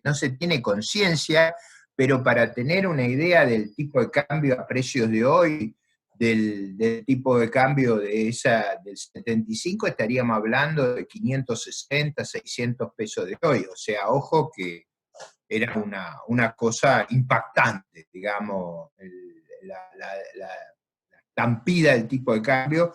La del 56-57 fue muy grande porque el proceso de descapitalización y falta de reservas era extremo y Y ahí siempre yo recuerdo un comentario que el gobierno militar del 55-58 puso las retenciones y el argumento fue para financiar la política social. Siempre el mismo argumento, pero el verdadero, el que tiene la propiedad intelectual, la marca en el orillo, el gobierno del 55-58 que puso las retenciones para financiar la política social después de liberar los tipos de cambio que habían estado terriblemente reprimidos durante el gobierno del Y de hecho, el tipo de cambio real del diciembre del 75, Ricardo, en la serie nuestra, sería 3 veces el tipo de cambio actual.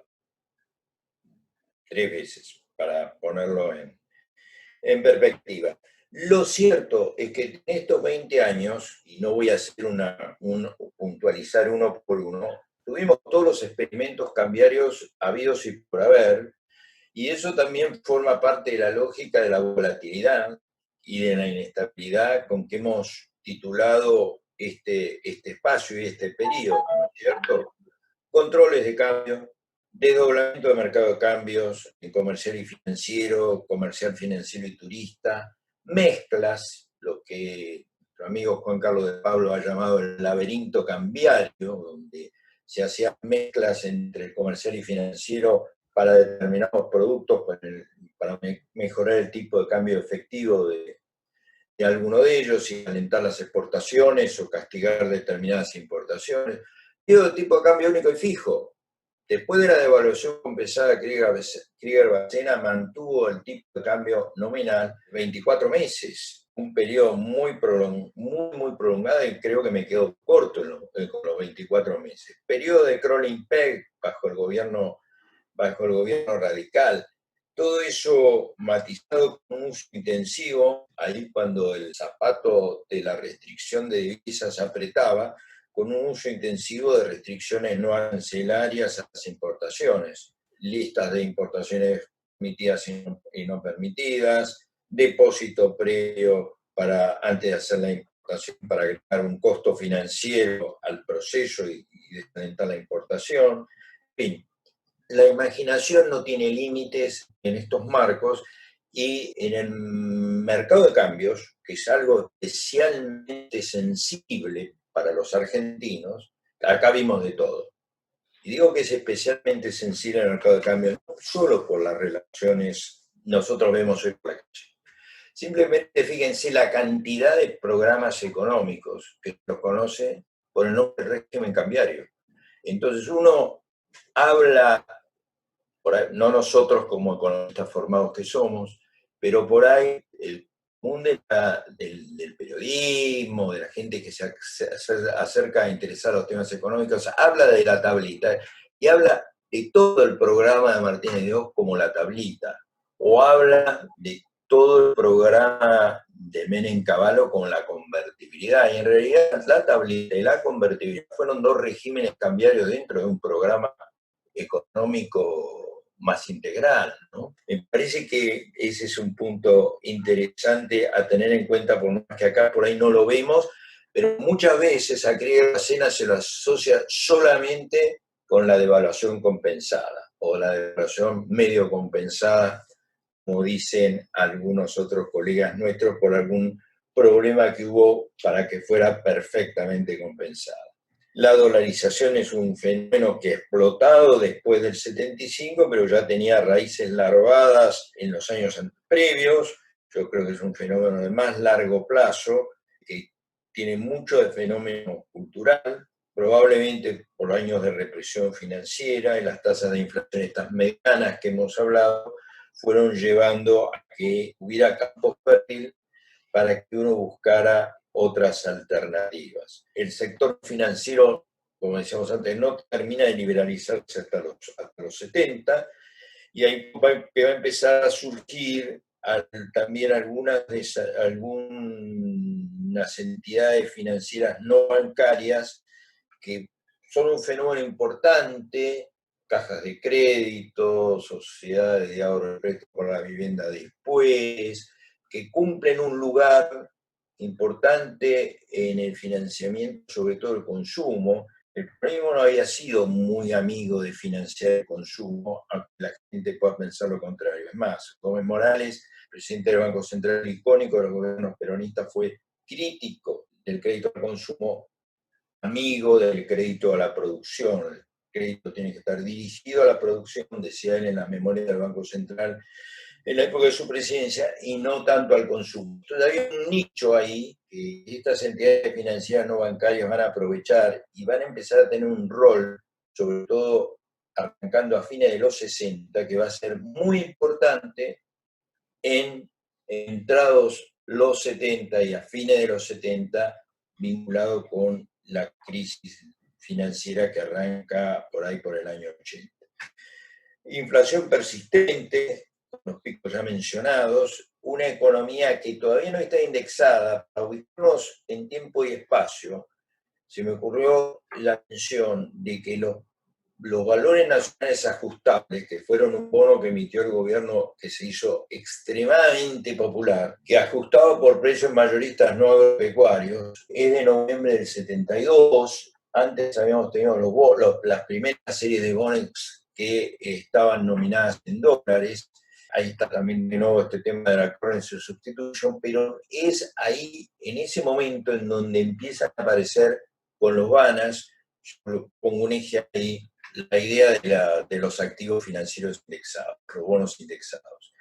Simplemente como anécdota, un amigo mío falleció, la mamá cuando él era muy chiquito, en el año 54, y el juez que hizo la sucesión estableció que la plata que le tocaba a ese chico tenía que quedar de alguna manera salvaguardada.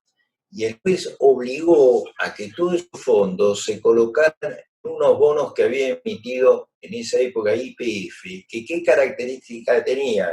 Se ajustaban en un 50% el salario del trabajador de YPF y otro 50% con el precio de la nafta. O sea, fíjense, era una emisión absolutamente chica, ¿no? Pero había señales, pero era realmente a partir, yo diría, del lanzamiento de los BANAS en el año 72, donde esto explota como un factor, como un elemento muy importante. Y ahí es donde el peso, vos Ricardo hablabas del régimen de la currency substitution, hay algo muy filoso que es el paso de la economía basada en el peso nominal al peso indexado. Y ese paso previo al dólar, ¿no es cierto?, la dolarización. Lo que pasa es que el peso indexado fracasa como factor de contención porque el peso indexado no banca las tasas muy altas de inflación, porque el propio rezago en el cálculo de los índices y la aplicación de los índices a los contratos de indexación te termina comiendo el capital, como pasó no tanto en el caso de los BANAS, pero sí como en los depósitos a plazo fijo indexados que se pusieron de moda y tuvieron en boga en los años 80, ¿no es cierto? Con la inflación acelerándose y por supuesto con la hiperinflación, no hay indexación que cubra al dueño de ese activo financiero. El periodo está muy lleno de estrategias antiinflacionarias diferentes. Hay acuerdos o pactos, si ustedes quieren, de diferentes facturas. Están en realidad los dos extremos.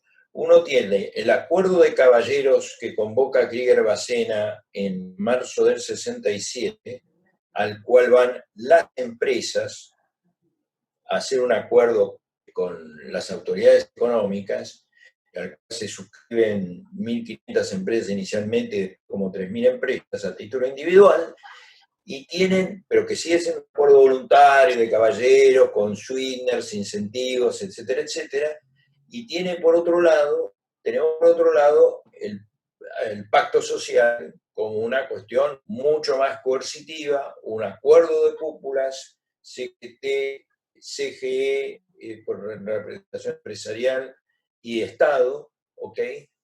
Dos cuestiones totalmente diferentes. Pero en el medio tuvimos de todo.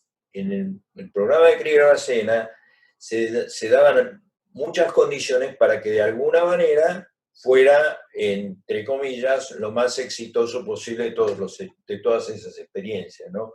una baja tasa de inflación de arranque, o sea, baja inflación inercial, porque dentro de todo el 20% o 25% que heredó de inflación Krieger no era una tasa de inflación descomunal comparando con la que entró Surruil en el plan austral, poder político para, de alguna manera, dar una sensación de credibilidad y además consistencia con el contexto de las políticas económicas que se adoptaban, ¿no? Pero lo interesante del periodo es cómo se dan casi extremos en el formato de los acuerdos de precio, ¿no? Y después, el último punto acá es este tema del avance de los sindicatos, un poco como decía José María.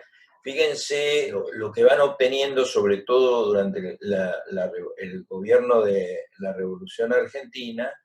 La Ley de Obras Sociales es del 70, el Fondo de Redistribución y el INOS es del 70, el PAMI anda por ahí, que no toca tanto a ellos, pero en fin, es del 70, la Ley de Contrato de Trabajo va a ser del 74 en el otro gobierno peronista, ¿no?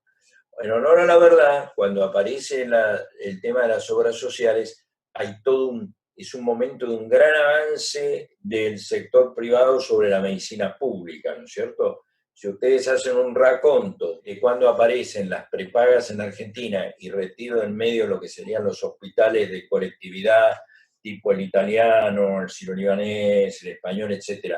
Pero las prepagas típicas, tales como las conocemos hoy, y algunas de ellas sobreviven hoy, son más o menos del año 67, 68, por ahí, ¿no? 66. Entonces hay todo como un avance, hay una moda, y bueno, yo creo que los sindicatos vieron la oportunidad y dijeron, si hay prepaga, porque no nos podemos encargar nosotros de la salud. Y ahí estuvo el hueco, el nicho, y ahí apareció la Ley de Obras Sociales, que es la que está ahí mencionada, ¿no es cierto? Hacia 1970 se hace ya más patente la idea del Estado como salvavidas de sectores y empresas privadas.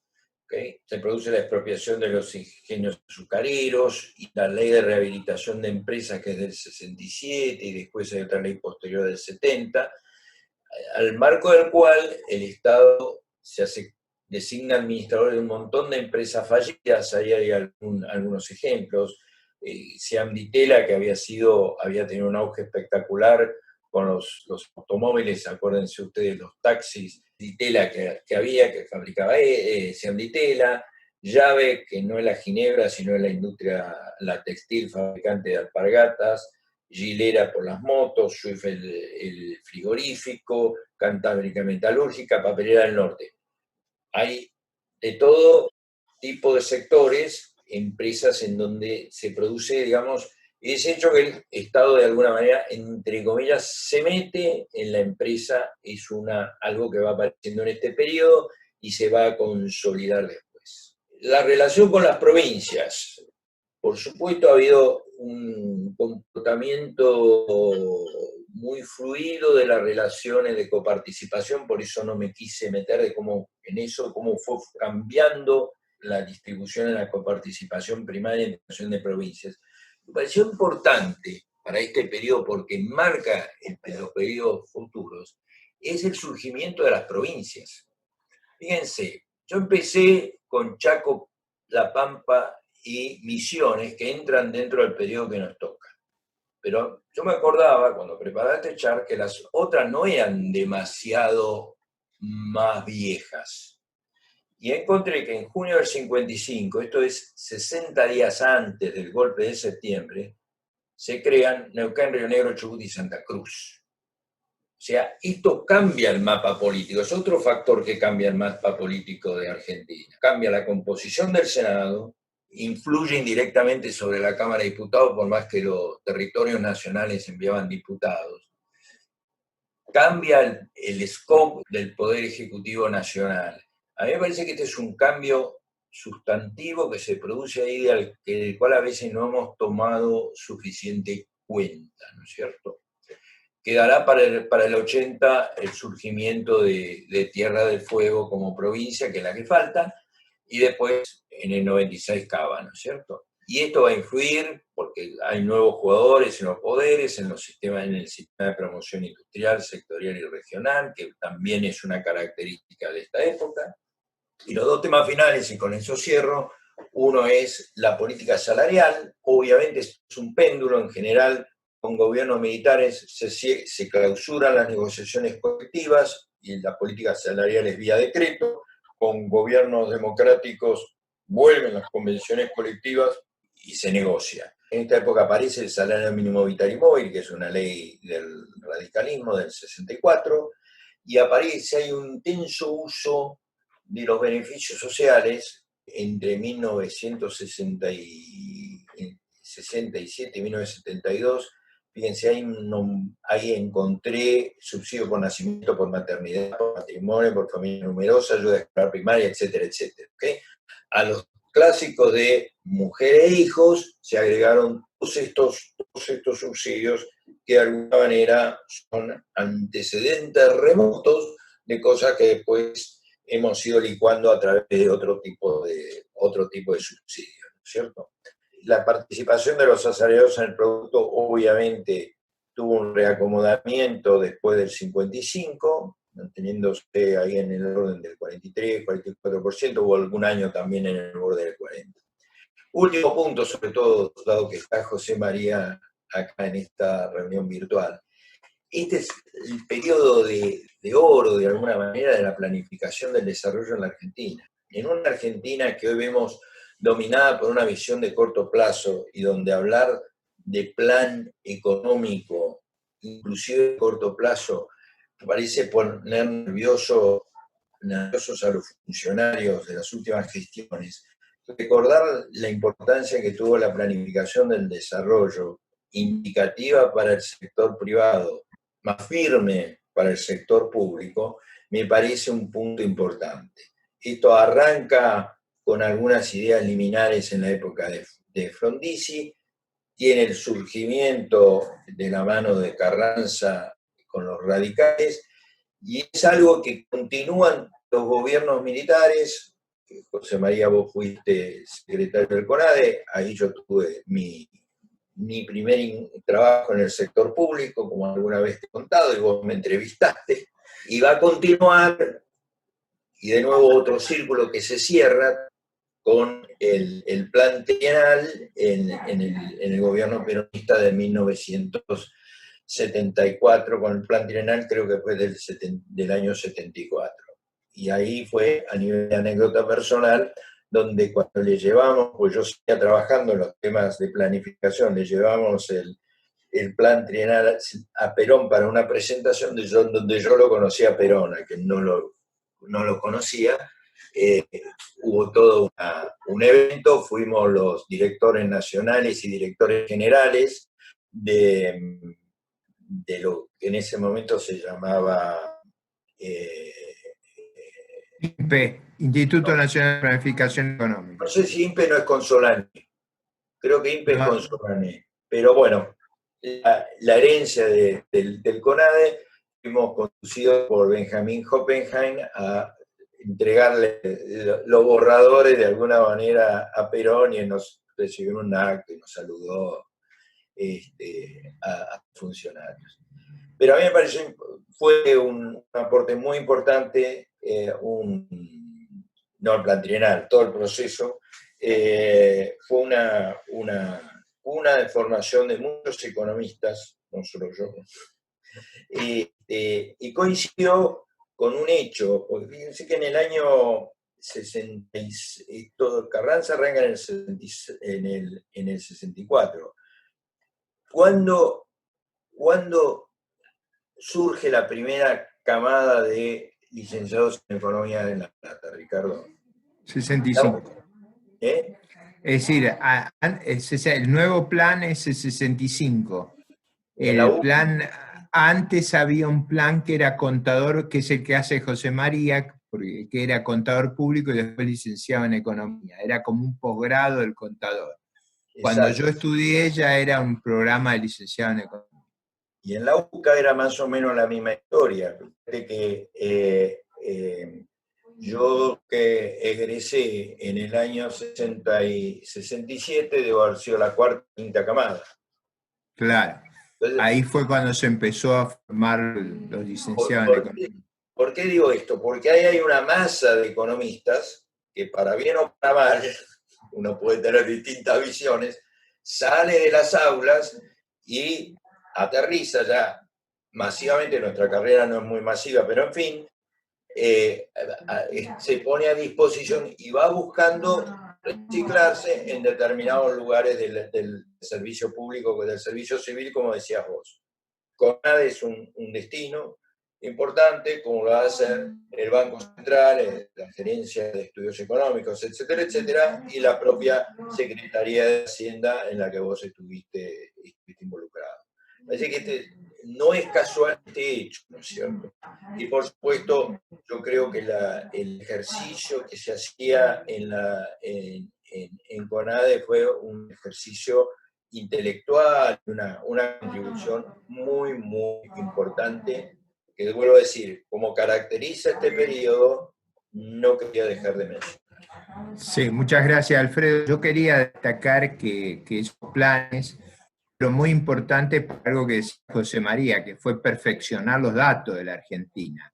Ahí hubo una interacción entre la labor de CEPAL allá durante la Revolución Libertadora, como lo que hicieron los organismos multilaterales y estos organismos de planificación, donde se construyeron las cuentas nacionales de Argentina, las cuentas fiscales, las cuentas monetarias, y ahí empezó un mecanismo más transparente que no solo ocurrió en Argentina, yo que pude trabajar en Chile, en Uruguay, simultáneamente en ambos países también se construyeron estos organismos que fueron generando la base estadística a la luz de lo que eran los programas de ayuda al desarrollo de la Alianza para el Progreso, a la luz de la cooperación internacional, donde se fue sistematizando la información y donde se tomó conciencia de muchos problemas, del crecimiento, de la acumulación del capital, de la calidad del capital humano, los primeros estimaciones de educación, de acumulación de capital humano. Básicamente yo quería terminar con el comentario de esta tarea importante que hicimos hoy sobre un periodo muy largo de la historia argentina que fue muy influyente en las consecuencias que tuvo sobre la estructura económica argentina.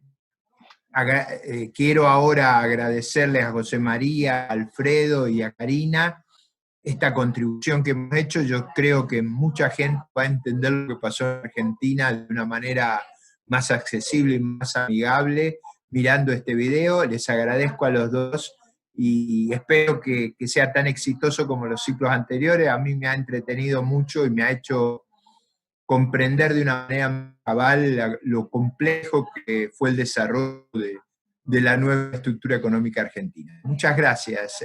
Muchas gracias, José María. Muchas gracias, Alfredo. Muchas gracias, Karina. Gracias a todos. Nos vemos en la próxima. Un abrazo y un lujo haberlos tenido. Gracias.